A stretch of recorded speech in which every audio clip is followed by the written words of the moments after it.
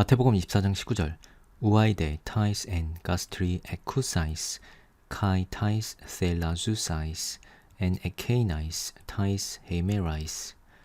그리고 화가 있을 것이다 잉태한 자들과 그리고 젖을 먹이는 자들에게. 저 날들에는, 먼저 저 날들이라는 것은 앞에서 멸망에 가증한 것이 서지 못할 거룩한 곳에 선 것을 보거든.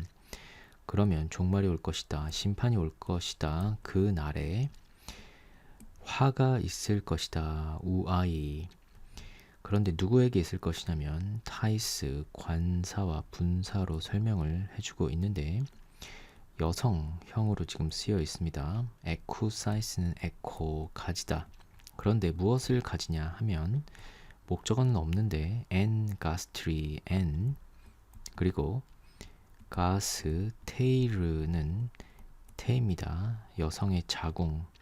이 명사는 제3격 변화를 따르는데 가스트로스, 가스트리, 가스테라.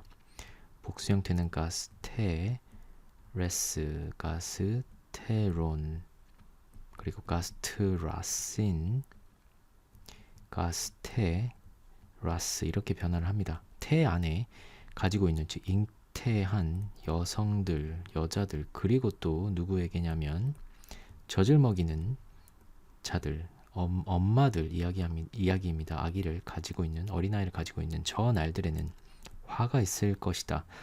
굉장히 해석하기 어려운 본문입니다. 심판의 날, 종말, 마치 전쟁 때는 남녀노소 어린아이 할 것 없이 자비가 없는 무서운 심판이 올 것이다, 있을 것이다, 이렇게 말씀을 하신다고 첫째는 볼 수가 있습니다. 그런데 여기에서는 남녀노소, 노인, 어린아이 이렇게 다 이야기하는 것이 아니라 콕 집어서 잉태한 자들과 그리고 젖을 먹이는 자들에게 화가 있을 것이다. 죄인도 아니고 아무런 잘못도 하지 않았고 그리고 당연히 해야 하는, 어린아이를 돌보아야 하는 이러한 사람들에게, 여성들에게 화가 있을 것이다. 저 날들에는. 굉장히 이해하기 힘든 이런 말씀을 하고 계십니다.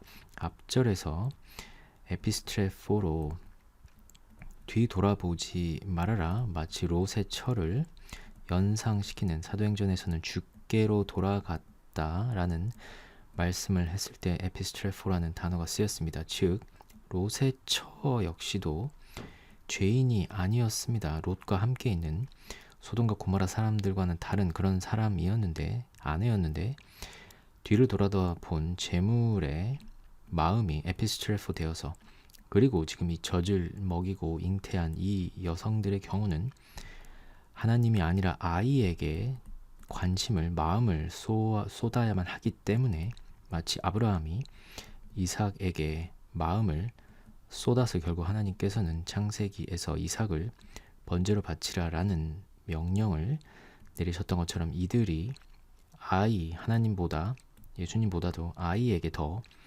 마음을 쏟고 관심을 쏟는다면 화가 있을 것이다, 이렇게 말씀을 하고 계십니다.